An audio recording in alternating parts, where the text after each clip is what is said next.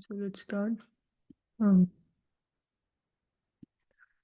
Hello everyone, welcome to Meshery Build and Release call. Today is December 14th, and this is a specific call where we discuss different items related to the build and release process of Meshery, whether it's a testing framework or it's the DevOps related things like how the release and different things which things related to CI/CD is is being enhanced around Meshery and its different sibling process projects. And if you don't know, Meshery is a CNC project which helps you manage your cloud native applications and your clusters across different connected clusters or your application on or off your clouds. And so we have a tradition where, first of all, a couple of housekeeping items. First is like, if you are joining live from Zoom, then ensure that you add your names in the meeting minutes. I've shared the link in the chat. And the second thing is like, please, let's see if we have any newcomers so that we can give them an opportunity to introduce themselves. I think Caesar Roman is new. Caesar, would you like to introduce yourself? Hi. Yeah. Can everyone hear me? Yep. Hi. Yeah. So I'm a newcomer. I probably joined maybe like a week or two. I haven't been able to attend a newcomer meeting. I'll try to go next Thursday. But yeah, I had a first PR a couple days ago. So hoping to keep building on that, and I wanted to come to this meeting just to check it out and kind of immerse myself a little bit more in the community as a whole. So yeah, I'm excited to be here and learn more. Oh, that's great. Thanks for joining. Um, Next up, I think we have Tushar. Tushar, would you like to introduce yourselves? Hey Pranav, hello everyone. My name is Hello. Tushar and I have joined this community in 1st of December I think. But now from 2 to 3 days I haven't active just because I was traveling. But I will make sure that I will be continue from here itself. Thanks a lot.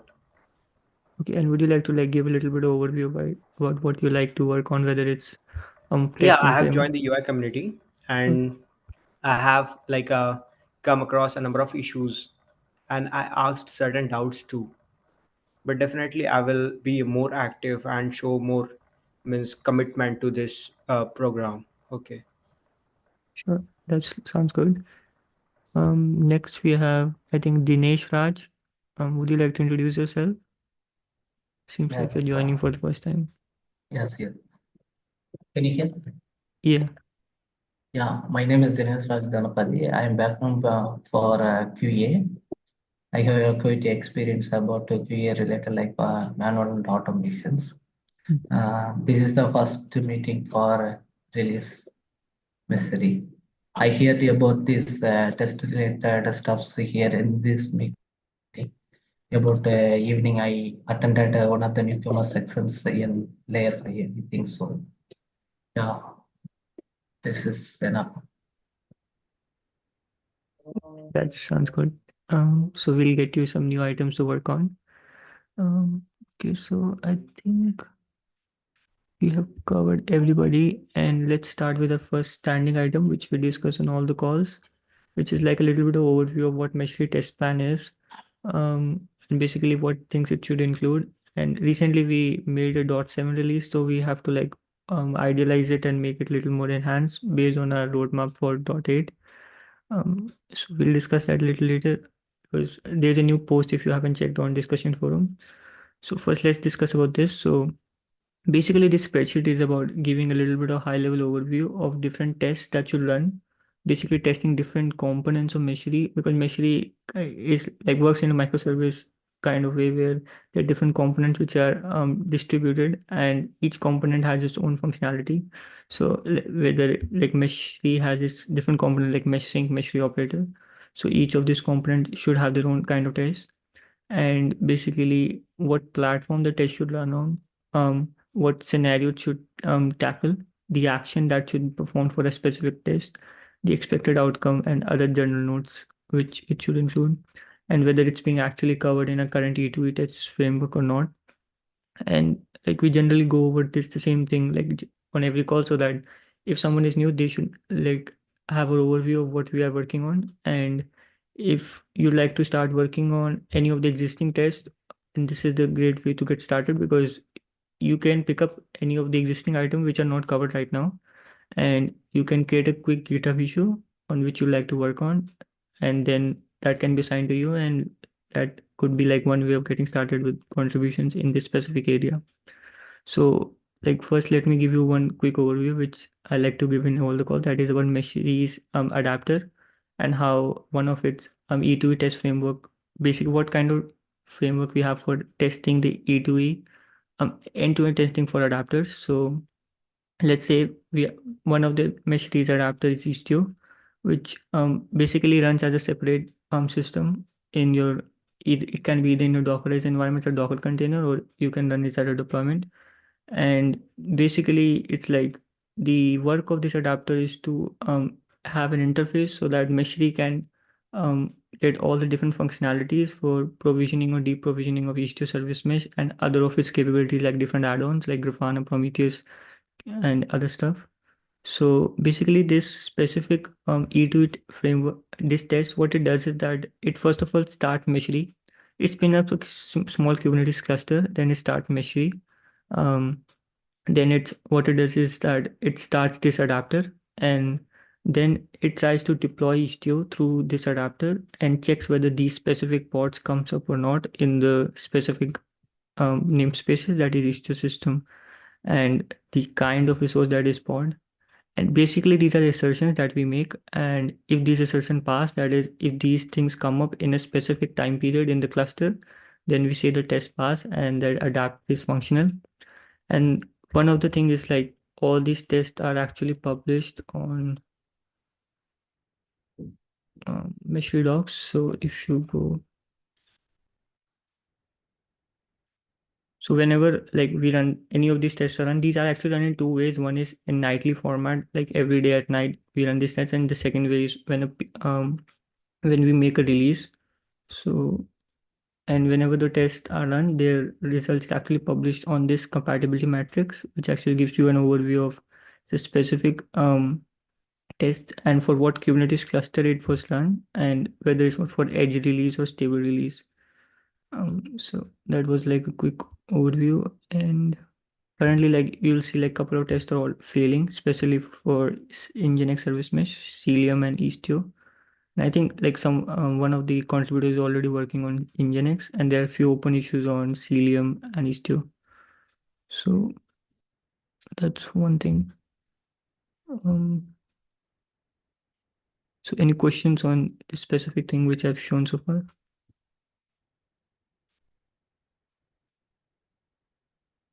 Pranav, did you end up showing the maybe the centralized test results inside the documentation? Did you already show that? Yep. Yeah. These Okay. compatibility metrics. Yeah. The is part of today's discussion to point out that we're kind of behind on our Kubernetes versions. Yeah. Okay. Okay. Now what would happen over time is that we're not deleting old test results. So, which, I think they're still valid for those organizations or those users that might be behind on their Kubernetes version. But so 1.29 just came out, and so I'm not sure how far behind that puts us at 125, but uncomfortably too long. So actually, it's like great. So sorry to interrupt, but so you're calling for volunteers, I assume, to get engaged and trying to. You're explaining how this process works, and so right there on like line. Oh, okay, yeah, exactly. So there's also lines. So what you're saying is like if you're on the call and you're looking to contribute, line 57 might have your name on it, I think is what you're saying. yes. Outside of that, might it also be true that lines 69 and 71 get called into question as well, potentially? Yep. Actually, yep. The thing is like these are used for like running on a specific thing, and this is kind of a red herring, because we should usually be using this and not this hard-coded ones. Right. Or yeah. Or if and anybody else that's on the call, feel free to chime in here, especially if you're more familiar with this. But yeah, what you said, Pranav, or to the extent that the values from line 57 from the matrix can be on subsequent runs of the workflow, which is exactly what that matrix does, that those can be provided as input into line 71. That might, that might also. Oh, geez, that's happening right there on line 72. I guess I'm blind. Yeah. Okay. Yeah, never mind. Yeah, Mm. I'll be quiet.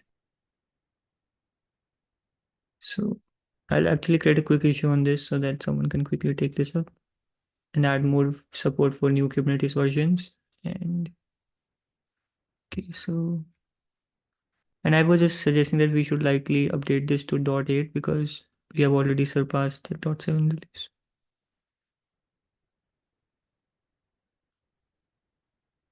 So the next thing I wanted to discuss is about the second part of the spreadsheet, which gives the overview of different workflows which are spread across different repositories of Meshery.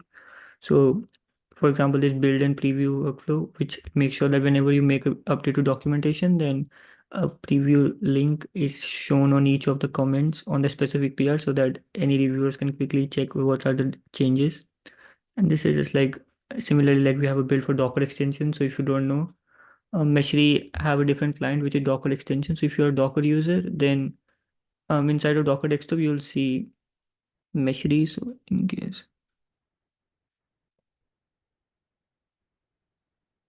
basically that helps you to quickly get started with Meshery if you are running already having a Docker environment. And the work of this, okay, let me, so if I can show you quickly, if you go to Docker extension and search Meshery, then this is a specific extension which you can directly install on your system, and this will help you get started with Meshery really quickly. So let's go over one more important workflow, that is build and release. So if we go back to our Meshery repo, and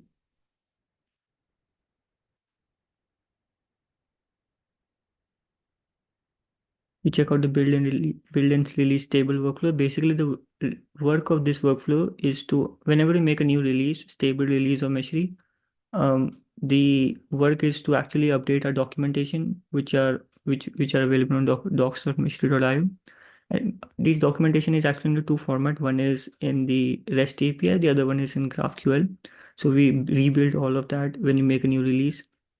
The second is we build the actual binary of Meshery. So we use standard Docker command. We also build the we actually also tag the playground version. So if you don't know, you can actually try Meshery on a playground environment as well, which you can check out on play.meshery.io. Someone will share the link in the chat. So basically, that environment will also help you to get started with Meshery even quicker just with the web browser.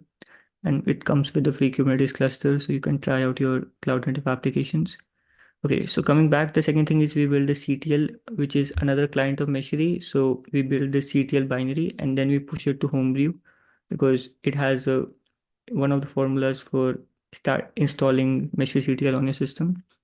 The next is we build a Docker desktop extension. And the second thing is we also build the Helm charts. So if you are a Kubernetes user, you might want to use Helm chart to get started. And we build and publish that to the meshery.io repo. Then the final thing is like in case there is any bug or any of the earlier jobs fails, then we actually send out an email to developers mailing list so that it can be understood, the issues can be resolved quite early on so that the release doesn't fail and we can make a new release. And if everything passes, then we make a rollout version of the playground. We just clean up the environment and restart all the containers. So that was about it. And so you should have a link to this spreadsheet. I'll share again in the chat. And so if you have any questions, you can ask about the things I discussed.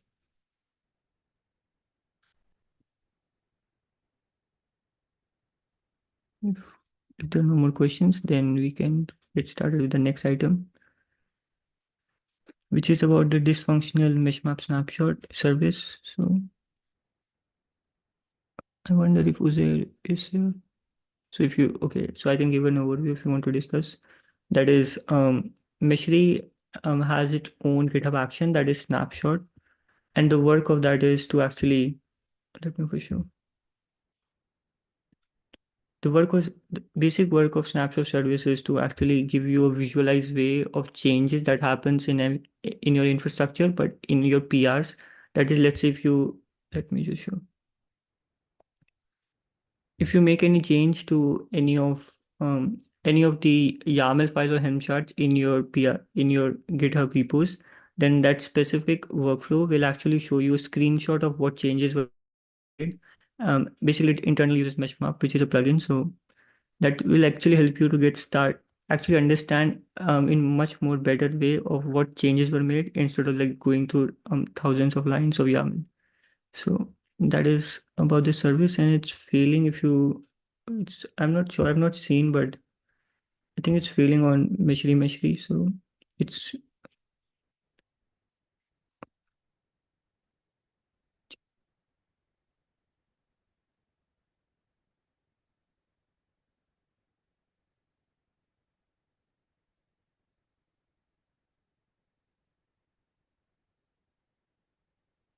Hello. Hello. yep, Pranav, I think your slides are stuck. Actually, I am able to see only GitHub slide only. I'm on, actually I'm using, I'm on workflows, so you can't see that. No, no.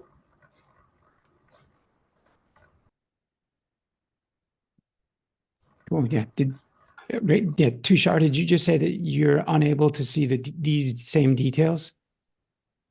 No, sir. Actually, I'm able to see only GitHub slides. Oh, okay. GitHub slides. Okay. Yeah, Pranav, I don't know if people can't see your screen. Do you want to stop sharing, start sharing real fast and just Okay. see if it helps? It should be visible. Okay, so basically there is some issue about application ID, I think. And so this was okay, and this was recent, right? This was like as of a Yeah, couple hours ago. 2 hours, yeah. Oh, okay. Yeah, it could be that someone had only partially configured the integration. That's a possibility. And so, so yeah, hey, I'll take an action item on that if you don't mind. Okay. Okay, I'll confirm. Mhm. So I think next item is from Daniel about the coverage of meshing. I actually found that there was a comment about discussion on having more tests for meshing, so I put that as an item. So Daniel, would you like to discuss anything? Yeah. Okay. I'm caught a bit flat-footed. Yes, I did look. I tried to look at Meshery as a yardstick for the kind of tests that we will implement. So far, okay. What I'm missing is I'm seeing isn't there's the integration tests, but what I'm hoping from this meeting right now is maybe just provide me a few guiding lights, and then I'll be able to digest that, and then I'll be at least better pointed towards what I need to do. I have ideas, but if anything more can be added or setting a standard for me, I'd really appreciate that. Mm. I think like the ask is to do the end-to-end test of meshing, wherein you'll deploy meshing, then you'll deploy a specific thing in the environment. Like let's say you deploy Prometheus, then meshing will discover that Prometheus and will check whether the Prometheus was discovered or not. That is my understanding. Yeah. Sorry, I'm having multiple conversations. And so, yeah, it's just, we want to make an assertion and then verify the assertion. And as a matter of fact, yeah, I don't know that the assertions that we have right now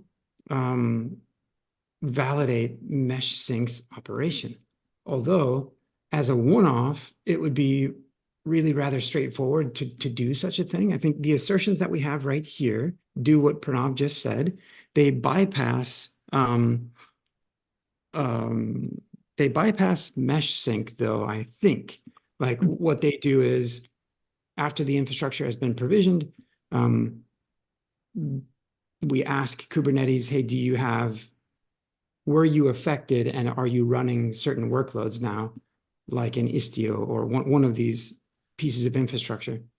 And that's going direct to Kubernetes to ask it. That's not waiting for MeshSync to report it. But once MeshSync has reported it, it can be either just a curl to one of the REST APIs on just a get of one of the REST APIs on Meshery server.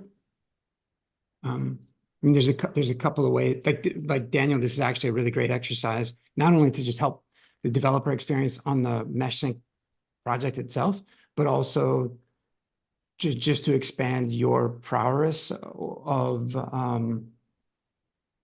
well, like a document or in addition to the docs that says here's how you know if you have a healthy Meshery deployment.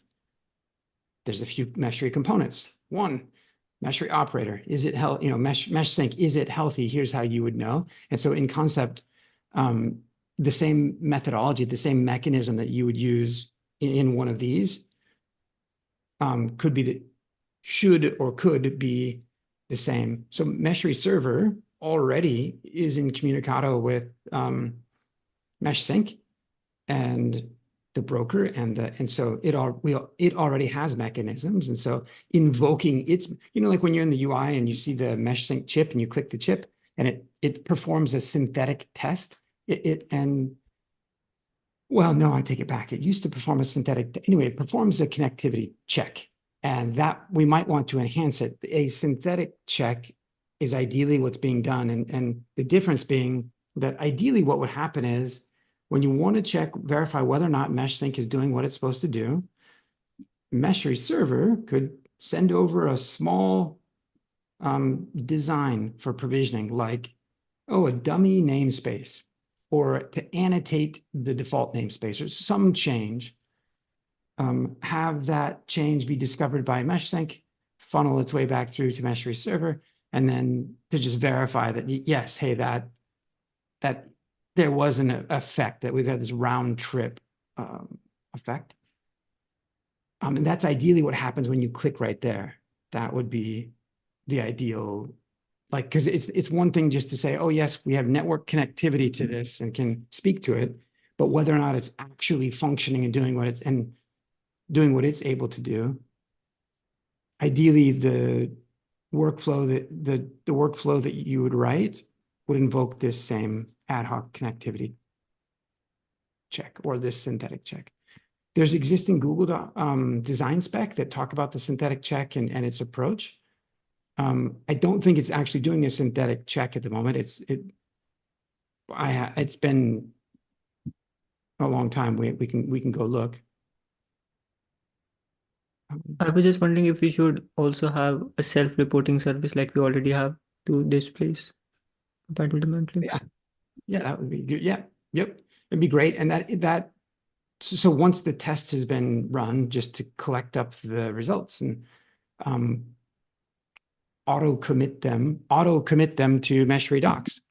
And since that would take Daniel just a copy and paste, really, because we're already doing it. So it would be great, because in part what's happening here is like when someone comes and looks at this, they're like, oh yeah, Meshery is a service mesh manager. Well, no, it manages service meshes, but it's not focused on service mesh.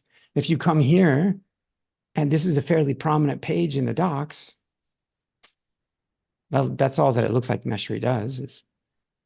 So that's not good. So actually, at some point, it'd be great if the other integration tests that we're performing for Meshery server and things was provisioning different types of infrastructure, and we were representing some of those other technologies here. Eventually, it won't be too long before Meshery supports GCP and AWS, and Meshery is provisioning workloads in Meshery is configuring and provisioning AWS services and GCP. Hopefully Azure very shortly after that. My point of saying that is the compatibility matrix should be mind-bogglingly complex if we were doing some of those tests and tracking that. And so I hope that it gets there so that we can downplay the project's origins, because people get stuck on that. I was just talking to an AWS engineer yesterday. He's like, "Oh, I didn't know Meshery did all this other stuff. I thought it was just for this service mesh." Whoa. We're selling the project way too short. So Yeah. Good. Yep. Thank you. Thank you for a lot of information and a lot of fodder that informs the direction that I will go to. I think this will be, I'll have few back and forth as we align and be laser focused on the tests and the general direction of the CI tests for MeshSync.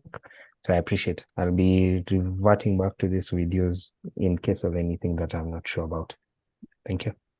Yeah, good. Hey, one thing that has held me up in the past when I'm writing GitHub workflows and GitHub Actions is testing them. And some of them you are free and clear and have all of the resources necessary to test in your own fork, which is ideal, because you can sit there and write out the bash scripts and the other whatever you're doing, like, and test it locally and all. But then to really test it, you got to let the GitHub runner execute it, and then inevitably you're doing something wrong, and you got to go through that developer cycle. And so you need to some of the workflows, they're difficult to test because you really have to run them from within the project itself, because of various secrets that are available or various resources that are available. Or, but in this case, I think, Daniel, you're fortunate in that, other than the last bit of the workflow, the automated capturing and committing of the test results, which is kind of a known quantity, like that, you don't really need to. That's not what you're trying to figure out. It's that other middle section that I think into your own fork, you should be able to invoke as many tests as you want. Like, and I don't know if you're familiar with it or not, but one of the more convenient ways is when you look at how a GitHub workflow triggers. I don't know if we have a workflow handy, but Daniel, are you relatively new to, is this something that's helpful to explain, or do you have a sense of what I'm about to say? I think you want to mention using my own machine as a local workflow. Yeah, Think so? you that's more sophisticated than what I would. Yeah, you can, and you can. That's a step ahead of where I was going to go. The other thing I was going to say is that in the triggers, or what triggers the workflow, one of the ones that's very convenient is a workflow dispatch, so that you can just click the button to dispatch it, to test it as much as you want. Because right now, the way that this workflow triggers is when someone wants to push a commit to the master branch. It's like, wait, so if you were to add, you can leave all those in place if you're going to build off of like an example like this one, and you can just add another line under on. It would be on workflow dispatch, and it doesn't need any input. It's just workflow dispatch. So that'll expose a button over on the right-hand side next to that pencil. It'll be like invoke workflow. But and that will run it on GitHub's infrastructure. To your point, yeah, you could also set up a remote runner. Even more complex. Nice. Nice. Thank you, Daniel and Lee, for your discussion. The next item, I think we have roadmap, review, comment, and theme champion. So let me go to discussion.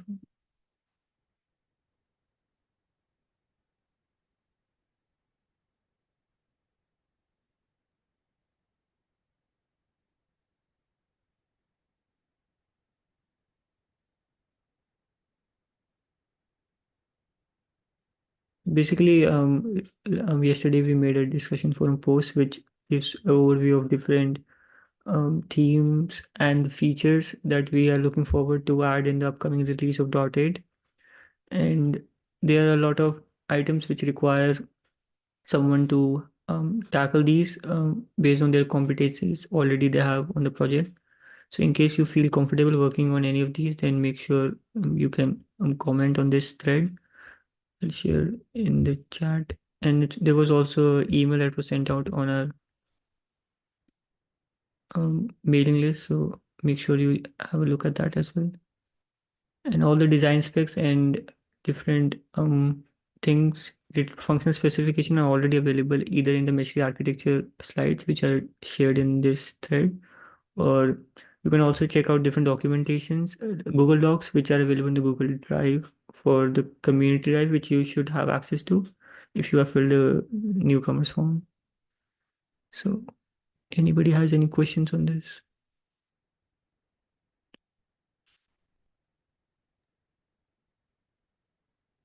I do. I mean, like there's a ton of question marks here.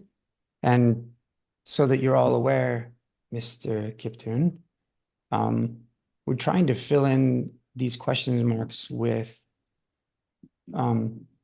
names of individuals that are intended to be around the project for the next 3 to 6 months. Hopefully, we would land the .8 release much earlier than that. But yeah, individuals that are committed to the project, and usually we look for maintainers as the names to go in there. And so, but it's an open invite for anyone here. It's not for whoever's name lands in these slots. They will not be the only person working on those initiatives. They're just the person they're just the throat to choke, or rather, they're the one that received lots of the glory, or they're the one whose throat gets choked. Depends on how you want to look at it. But like, they're there to help guarantee that things get done. They're there to help make decisions about, how to execute, in these objectives. Some of these are features. Some of these are like hardening of Meshery, helping it grow up. These are all hopefully relatively high level because they each need their own either full-blown design spec or just smaller or partial design specs. So there's a couple of mesh sync ones in here. That's there's any number of Meshery CTL or Meshery CLI ones in here. A couple new commands to add to the project. We talk about the project Meshery having all these integrations, all these things that it manages. So we talk about how that infrastructure that it manages, how it gets modeled. And it's only as of late that there's been a Meshery CTL command to explore the models that Meshery supports, or to browse the registry of Meshery server. It's an incomplete command, and we need more commands for exploring all of the constructs that you see on this slide: categories, subcategories, models, components, relationships. In a lot of respects, there would be nearly one command per resource. Anyway, like one command for models and looking at them, exploring them, one command for component, for each of the ones in gray, probably. We could get away with less, we could get away with more, but that's not the point of this discussion. The point of this discussion is, here's a body of work that needs to be done in the .8 timeframe. This particular body of work is Golang centric. And so, yeah, who has questions over some of the items that are on here? They're very short, fragmented sentences. So there's a lot left to the imagination in terms of, what's behind them, or the scope of these. We do want to assign. I can ask a question. So, say all this that is here, if someone does take up the responsibility, what is expected of them, and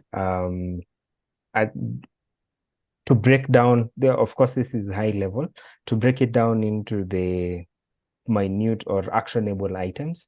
How would that happen, so to say?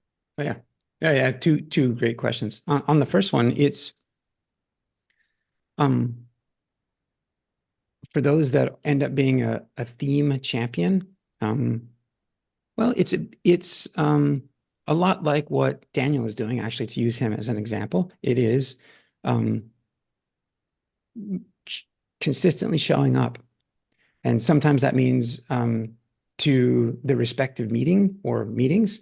That's very helpful because the synchronous conversation, the things that get figured out and stuff is very helpful to, sometimes the time zones don't always help. So it's not strictly mandatory that people go to any of the meetings, but like at least once a month. Like it's really difficult to lead anything without that, or like, so it's to help see it, it's to help define it, have it implemented and tested, documented, to like see the thing through. So it means like being consistent, showing up to a meeting a week, ideally. To get into the second part of your question is is to help design it. So there's a Google Doc template that we have for design specs. There's a really well done one for the CLI commands. But it's to help define what it is that we're trying to achieve, put some boundaries on what's in scope, what's out of scope, help articulate the behaviors of a particular piece of functionality. And either to directly implement or to work with others to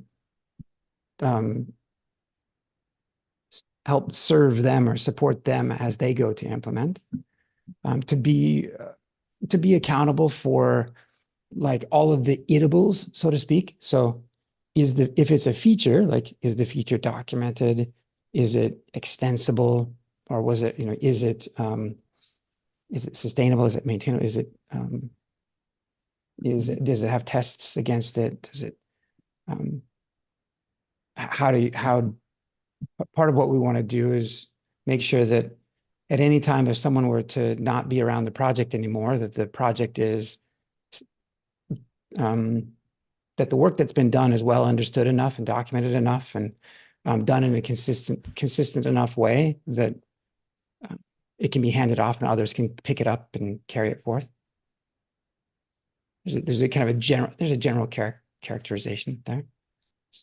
Sometimes it's also to sort of assess within the time frame of when the release would go out, that to help curtail some of our imaginations. Some of us have big imaginations about what we want to try to achieve, and to help like pull that back, help it be something of a reality. The individuals that are champions, a lot of times are maintainers, but are also just individuals that are well supported. These are the entire community of contributors of the CNCF's 10th fastest growing project, Meshery, that they are to receive support. I think yesterday was a good example. I think for those that were on yesterday's call, Antoinette Caldwell, she's the Black lady that was on the call talking about Meshery UI components and material UI and challenges and the build process and yarn and NPM. And one of the things that I had said on yesterday's call, as we were trying to figure out which way to technically go, what decision to make, one of the first things that I said was like, my objective is to like support Antoinette, like first and foremost, and then to try to help ensure that we're bolstering her efforts at the same time as making sure we're doing the right thing that is sustainable within the project. I won't go into the particulars, but my point of saying that is the individuals that are giving of their time here need to be receiving as well, receiving lots of support.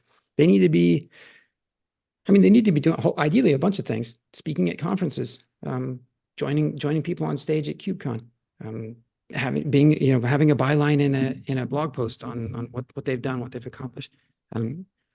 We don't do a great job in the community right now of having user-centric meetings. Like this one's pretty contributor-centric. And that's, I expect that's probably why most of you are here, to get your hands dirty on something and impact the project. And that's wonderful. But we're failing to woo more users or help inform the rest of the users about how this stuff works too. It's also the same question that many of you have, many of us have, about like, hey, how does this thing work? So it is helpful to get it described. So my point of mentioning this, Daniel, is to give one last example of like these same, the names that go here, these are the same people that should be not only supported and their efforts upheld, but they should be the face of that cape thing. They should be able to, arrows should be pointed to them when people come knocking, saying, hey, this either is amazing, and can you explain how it works more, or can I extend it, or would it be okay if I made this change? Those are the folks that should be responding and answering and making those decisions. They're also the people that, if a bug comes up, they should be one of the ones that's first on the scene saying, qualifying if it's a bug and if we intend to fix it and how. And so, and basically that's how someone becomes a maintainer. Like, because it's not that if a seasoned individual, like some of the ones that were just on our last call, like Nick Jackson, who I'm making a tech lead in the CNCF. The guy teaches Golang and has been doing it for forever and like, so super qualified. But if he were on the call today and he's like, yeah, I want to dedicate all my time and this is what I want to do. I want to help you guys do this. Like, is he capable of being a maintainer? Mm-hmm. Should he be a maintainer? Mm-mm.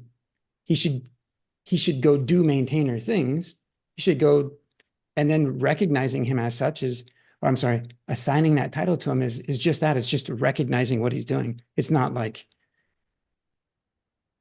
yeah. So now you've gotten me. Now you asked two questions, and I hope is that what you were looking for, Daniel? Does that give you a sense of the shape of it? Yeah, sure. Essentially, I needed to know how much responsibility, or like what is the expectation, then how much responsibility, and then essentially, if someone does choose, how would they get support and such things. So you've adequately answered the queries that I had. And some of it just is circumstantial to the individuals that are there as well, or to the particular thing that's being worked on. In the case of something like Meshery CLI, it's like, there's no JavaScript needed. There's like, whereas some of the other features, it's like, oh, you need backend and you need some UX, you need some visual design things. Now, by the way, for anyone who works on Meshery CLI, it is a user experience. It is a UX. Or while you don't wireframe up and diagram high fidelity mockups of what it's going to look like for interacting with Meshery CLI, don't be mistaken. It is absolutely like doing UX there is really quite critical. You all have used some Linux, some command somewhere, some tool somewhere that it really was awkward. You couldn't figure it out. It was pretty frustrating. I know of a couple right now that I still haven't figured out. It's been decades. And so I know of some other ones. So anyway, there's guidance if you don't mind, Pranav, in the Meshery contributing guides.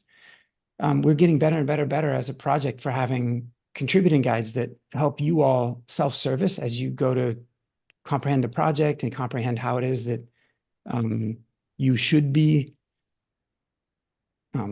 creating things or, contributing to the project. If you go to the docs.meshery.io, because these readmes don't ever do it quite the same justice. There are a number of contributing guides specific to individual components. And there's one, if not two in here, the third one from the top. There's two. So the third one from the top under contributing to Meshery CLI. There's a ton that's been done around helping people contribute to Meshery CLI. There's a lot. This is the style guide for like, oh, how a command should behave and what it should look like, how it should respond. What's a flag? What's a parameter? If you keep going, the user experience if you keep going. So yeah, this is okay, good. This is kind of what I wanted to get to is, so it's a UX is all I was trying to reinforce. It's like you really do have to think of it in that way. There's a lot of prior art. And this isn't, I'm not speaking to Daniel, by the way, but this is for everybody. Daniel's thinking about doing more work on mesh sync, which is what he's been doing work on. Unfortunately for Daniel, as he does work on mesh sync, there's no dedicated contributor guide for mesh sync, I don't think. He has been helping improve the README over there. And my hope is at some point that turns into a dedicated doc that talks about how to run it locally, how to test it. Yeah. Good. So to reinforce what Pranav was saying before, there's a proposal where this week is the week that Meshery .7 is released. So now we're going into .8. We know what some of that looks like. We're not sure what it all looks like crystal, very, very crisply. Pranav sent out Pranav is asking you guys to come and weigh in, add to this, take away from it, ask for clarification, help review the design specs, help create the design specs.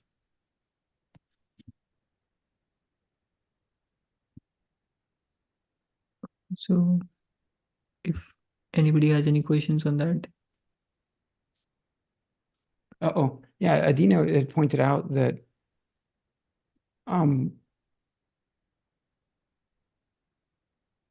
that we've got a missing link, I think, to one of the design specs. I think. I hope we didn't lose it. So that is on the multi-cluster. Oh, okay. Adina, I'll get back with you on that.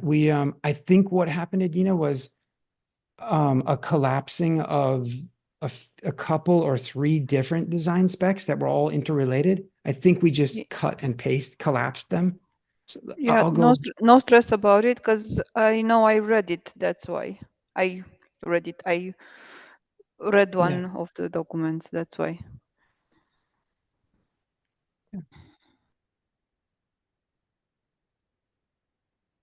Okay, so moving on to our last item for today, that is about call for volunteers. So I had actually recently opened a couple of issues about first like publishing designs to Meshery catalog. So in case you haven't seen, if you um, go to catalog, that is meshery.io/catalog, and this is actually a user-facing page which gives all the published designs from Meshery, and there are a couple of issues which describes how you can publish your own designs, and like I even gave a couple of examples which you can use to get started with it. I actually discussed the same thing. Like I think a couple of people took this up, but I didn't see any designs coming in. So I just wanted to ensure that if anybody on the call would like to take this up, so make sure if you could just comment on this and I'll assign you. It's like pretty straightforward. Like I can give you a live demo right now. So let's say if you go to Meshmap, first of all, if you can do it either in your hosted Meshy environment, or you can just use Playground environment for that. And you can just create any of your designs. Let's say if I just have a very simple namespace, and you can just bring it onto your canvas. You can give the name based on whatever you like CI meeting. And then you can give name to your design.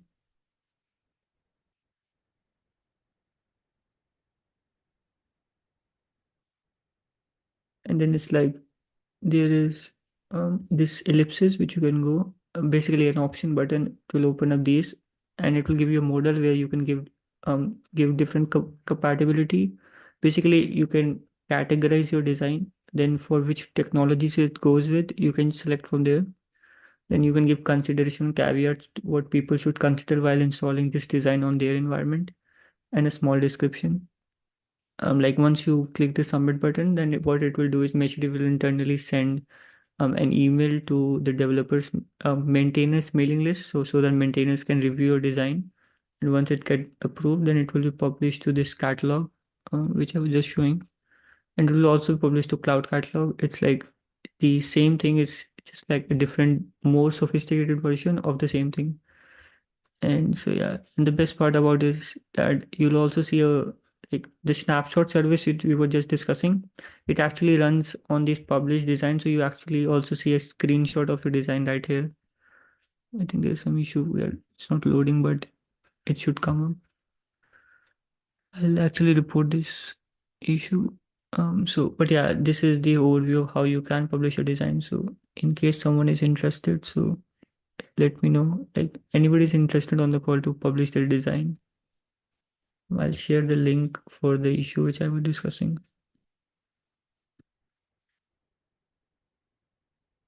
So even after the call, if you like, you can just comment on any of these specific issue, and you can get started with this publishing of your designs. The next item is like fixing E2E tests. So as we can see, like currently 3 Meshery adapters are failing on the latest release. One was actually Istio, Cilium. The other one was Nginx, but it's already assigned to one of the other contributors. So, but these are 2 open items if someone would like to take this up.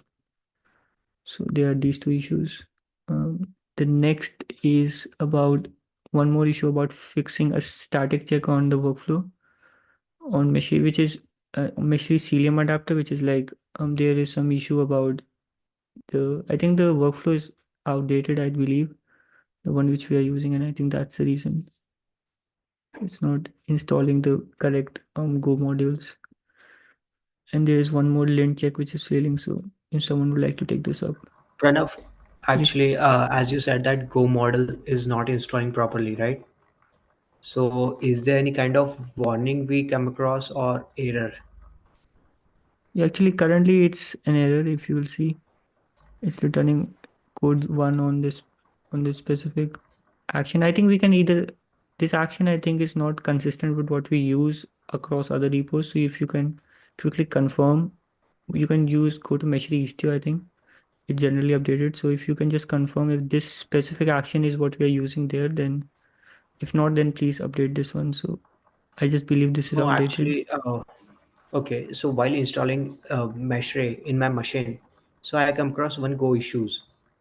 But after I restart the same steps again with the help of like contributing page instructions, so it installed smoothly. That's why I'm asking you again.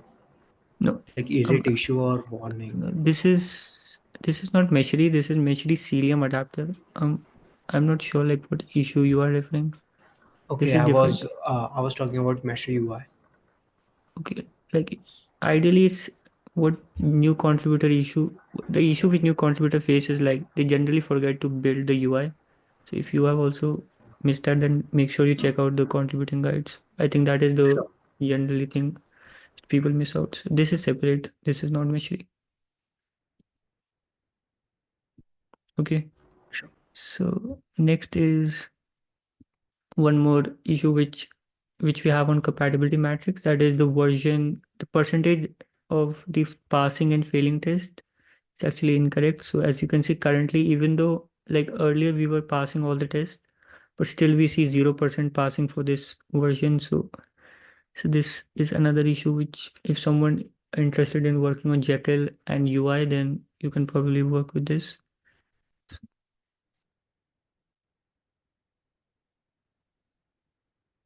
Anybody would like interested in working on this thing?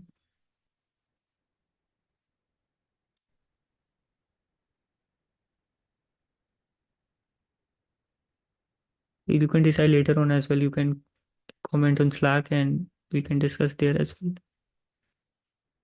So, By the way, most of the time, this is one of the only communities that I know that like does this and like really, really, really, really tries to give people a leg up and like lets people. So like you're, I encourage you to be, well, I don't know. I mean, as your friend, I encourage you to be selfish and sign up. As a maintainer, I'd rather that you don't, because it's just more work for me. I gotta go teach you or like support you, answer your question. But that's what I signed up for, so I'm not complaining about it. So my general counsel is like, is to like smack you and say, what are you doing? Why are you here? Like, what are you here for? You're gonna get busy or no? And you don't have to. Don't. It's fine. It's totally legit. But if you're here to do it, then hey, you want to take up an opportunity every now and again.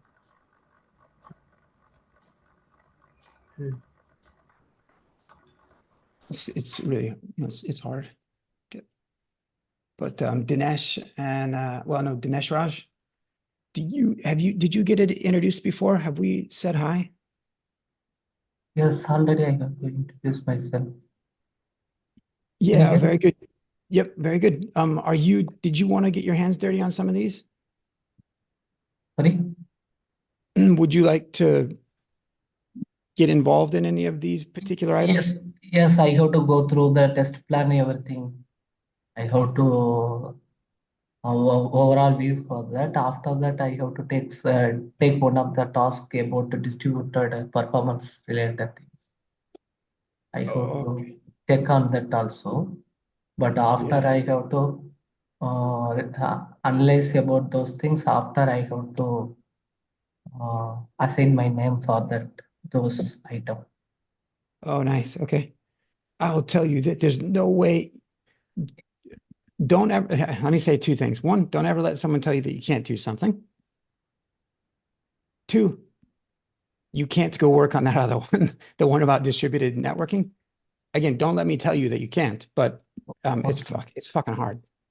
There, I'll say it like that. And so I just, maybe not the one that you'd be successful on. And I say that for me as well. I'm not going to be successful on it. That's why I'm going to get Shin to do it.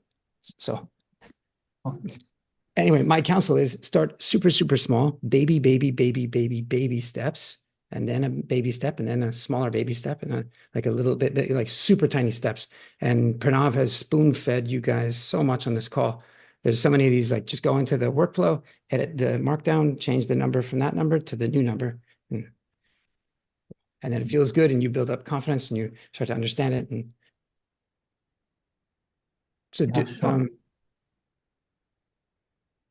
nice, good, yeah. Dinesh Raj, I've got confidence that you will. How about Duran Yangwu? Duran Yangwu. How about for you? Did you get a chance to grab a piece of the action? Yeah, I did.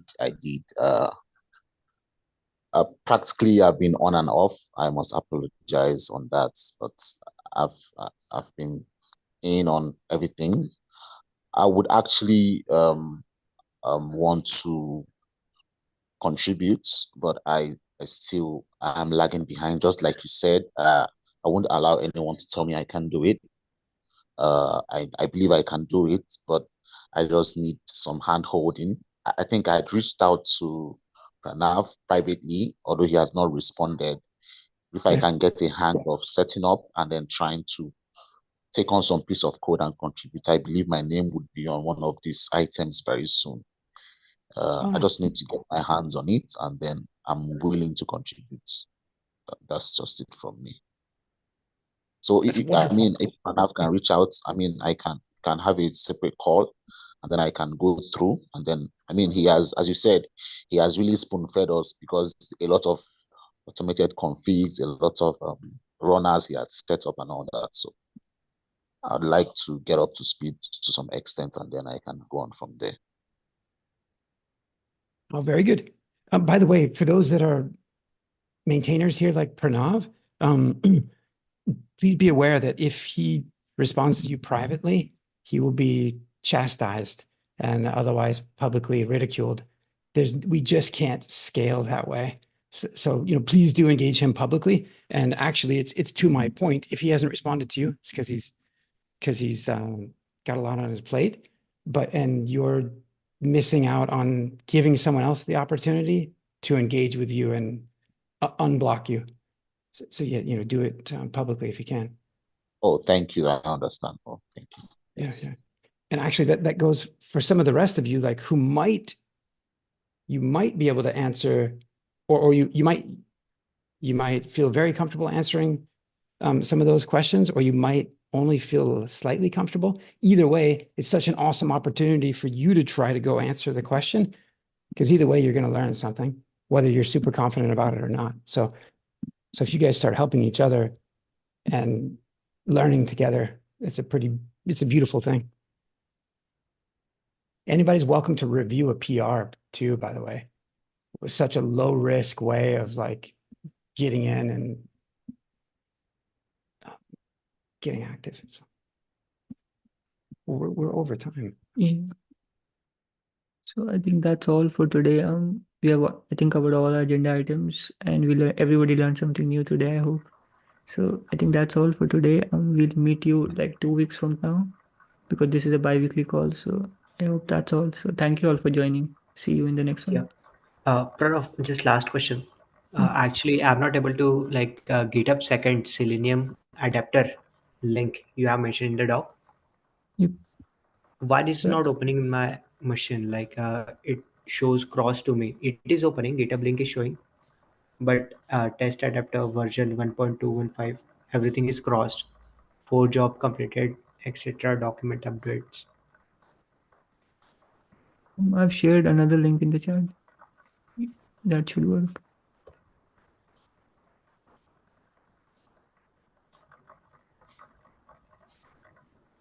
Yep.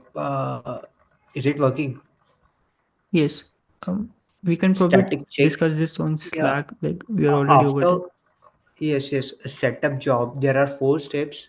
That is setup job, checkout code, setup go, and Yep. then at 4th step, that is Yep. run Dominic static check action. It shows error to me. Like I can share the screenshot of it on Slack. Yes, we can continue the discussion on Sure, Slack, and I'll respond there. You can sure, use sure. the CI Okay. channel. Yeah. Okay. Thank you. Thanks. Okay. Okay. Yep. Bye. Okay, then see you all. Bye. Bye. Thanks, Pranav. Bye, guys.